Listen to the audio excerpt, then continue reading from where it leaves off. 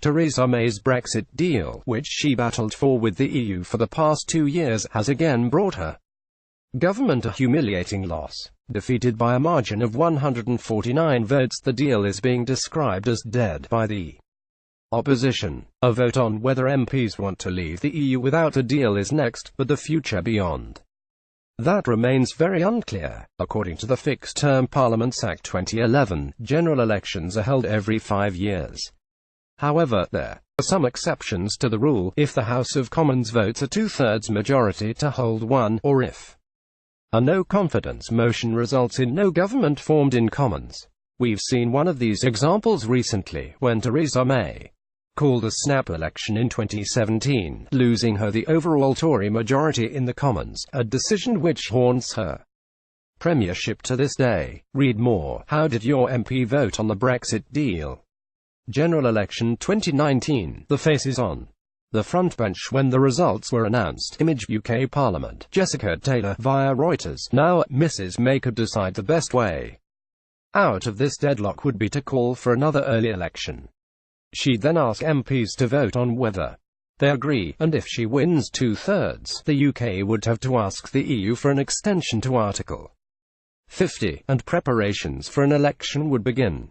If Mrs May won the election, it would give her the political mandate for her deal, and if she lost, it'd be someone else's turn to have a shot at getting the country out of the Brexit stalemate.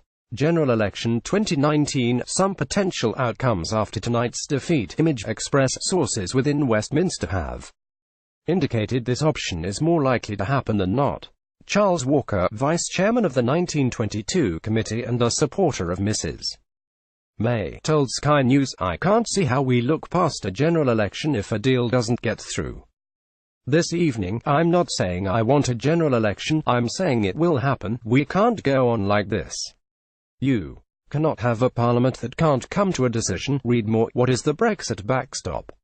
A really simple explanation. General election 2019. A packed House of Commons voted the deal down. Image PA. He added, if the House of Commons cannot compromise, then you have to have a general election and try and get a mandate. That is not me demanding a general election, that is just the way our constitution works. Even if the government declines to call a general election, we could still see one. The Labour Party still has the power to table a motion of no confidence in the Conservative government as a whole, just as it did after the last vote. A vote of no confidence like this allows MPs to vote on whether they want their current government to continue. If the government loses and no one manages to put forward an alternative government which gains the support of the Commons, an election must be held. How long would it take to organize an election? The earliest possible date for a general election would be 25 working days after it was voted through the House of Commons. With only 17 days to go, and only 13 of those working days left until Brexit, this wouldn't be possible within the current time frame. If this occurred, an extension to, or retraction, if Article 50 must first be secured,